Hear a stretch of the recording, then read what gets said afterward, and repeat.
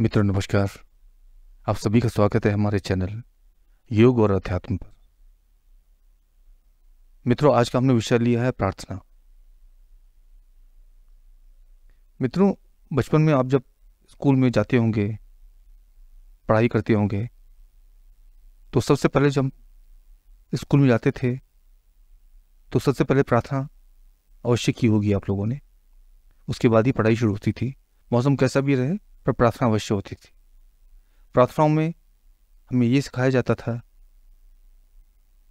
कि हमें कैसा व्यवहार करना चाहिए, जगत कल्याण की कामना रखनी चाहिए, सद्बुद्धि देने के लिए, अच्छे कार्य करने के लिए प्रार्थना की जाती थी।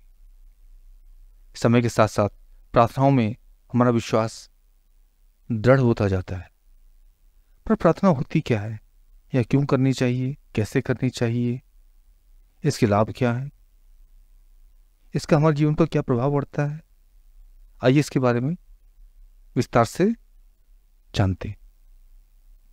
प्रार्थना हमेशा अपने से श्रेष्ठ से ही की जाती है। जहां व्यक्ति को यह विश्वास होता है कि वह जो मांग रहा है वह उसे अवश्य मिलेगा, और वो जिससे प्रार्थना कर रहा है वो उसको देने की स्थिति में हो, तो प्रार्थना की जाती है। यह एक विश्वास है जिसमें व्यक्ति ईश्वर या किसी व्यक्ति से अपने कार्य के लिए प्रार्थना करता है।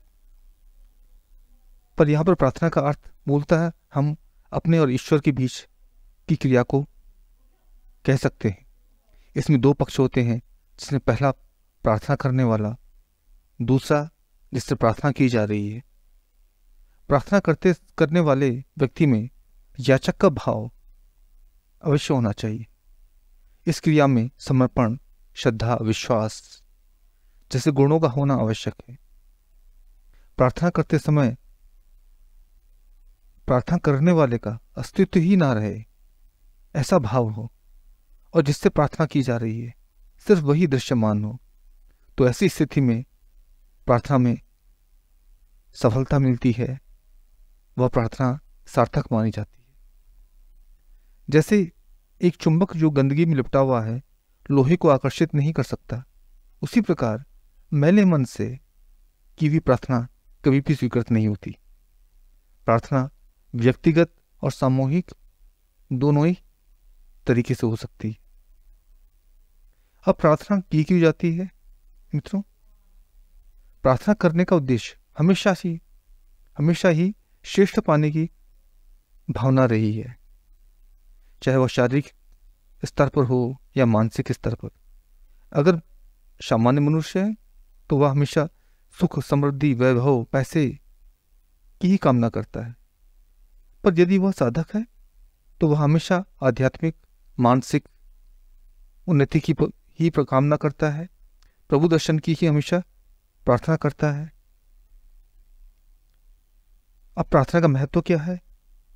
जब अक्सर मनुष्य आपदा विपदा में होता है तो वह ईश्वर से प्रार्थना करना शुरू करता है, या संबंधित व्यक्ति से प्रार्थना करता है, अपने कार्य के लिए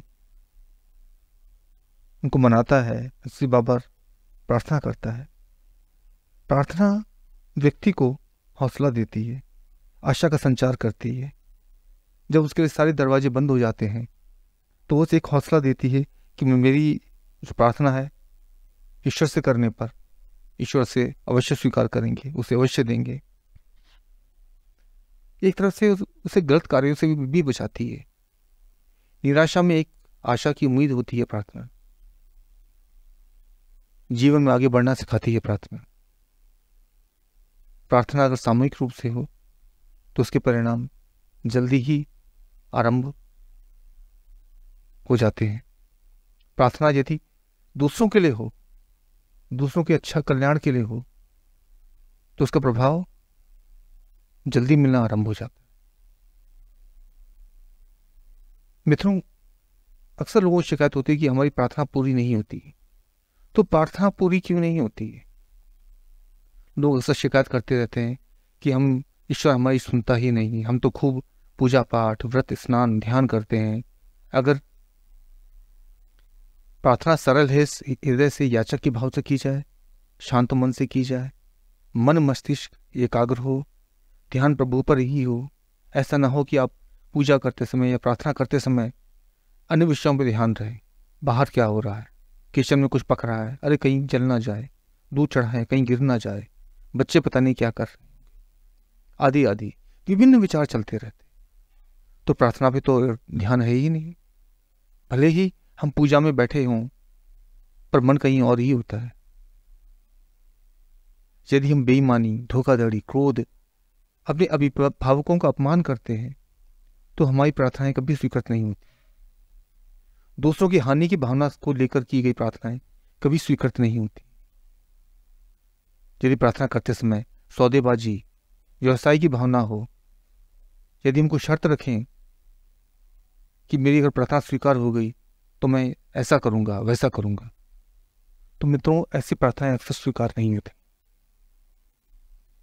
प्रार्थना करते समय का मतलब ये बिल्कुल भी नहीं है कि जिस उद्देश्य की कामना के लिए हम प्रार्थना करते हैं उसके लिए हमारा कर्म या प्रयास ना हो। हमने प्रार्थना अगर की है तो हम उसके लिए प्रयास भी ना करें, सब प्रभु दे देंगे तो हम कुछ ना करें, ऐसा बिल्कुल भी नहीं होता। प्रार्थना हमें अंदर से मजबूत और आशावादी बनाती है। प्रार्थना से मनुष्य कर्मयोगी बनता है, ना कि भाग्यवादी। कर्म के साथ साथ प्रार्थना आवश्यक है। प्रार्थना करने से हमारे बिगड़े हुए कार्य या बाधाएं हैं वो दूर होती है, हमें हौसला मिलता है। आज के समय में जहां अधिकांश मनुष्य नास्तिक हैं, ईश्वर में विश्वास नहीं करते हैं, छोटी छोटी असफलताओं से घबरा जाते हैं और गलत निर्णय ले लेते हैं, गलत कदम उठा लेते हैं, जीवन को समाप्त कर लेते हैं। मित्रों, यदि मनुष्य कर्म के साथ प्रार्थना भी करता रहे तो उसे आगे बढ़ने से कोई रोक नहीं सकता। गीता में भी भगवान श्री कृष्ण ने कहा है कि तू अपने कर्म पर विश्वास कर, फल की चिंता मत कर, तेरे लिए जो अच्छा होगा वह तुझे अवश्य मिलेगा। अतः तेरी प्रीति कर्म में ही होनी चाहिए, फल में नहीं। भृगु संहिता में के अनुसार हमारी जो भाग्य की रेखाएं हैं वो एक समय के पश्चात हमारे कर्मों पर ही आधारित हो जाती है। तो मित्रों, कर्म योगी बनना है, कर्म पर विश्वास करना है और कर्म के साथ प्रार्थनाएं अवश्य फलदायी होती है। आप सिर्फ प्रार्थना करें और कर्म बिल्कुल ना करें तो प्रार्थनाएं फलदायी नहीं होती। मित्रों, प्रार्थना हमें विनम्र बनाती है क्योंकि हम याचक के भाव में होते हैं, हमारा अहंकार नष्ट होता है, हमारे मनोविकार नष्ट होते हैं। मित्रों, प्रार्थना एक बहुत सशक्त माध्यम है अपनी भावनाओं को व्यक्त करने का, ईश्वर को पाने का, ईश्वर और मानव के बीच में संवाद का। प्रार्थना एक माध्यम है, अतः आप प्रार्थना अवश्य करते रहें, ईश्वर में आस्था बना के रखें। मित्रों, इसी के साथ हम आज की इस कड़ी को समाप्त करते हैं। आशा करते हैं आपको ये कड़ी अच्छी लगी होगी। वीडियो को लाइक करें, चैनल को सब्सक्राइब करें और औरों तक भी इस कड़ी को पहुंचाएं। इसी के साथ हम इस कड़ी को समाप्त करते हैं। आप सभी को नमस्कार। आप सभी के दिन शुभ और मंगलमय।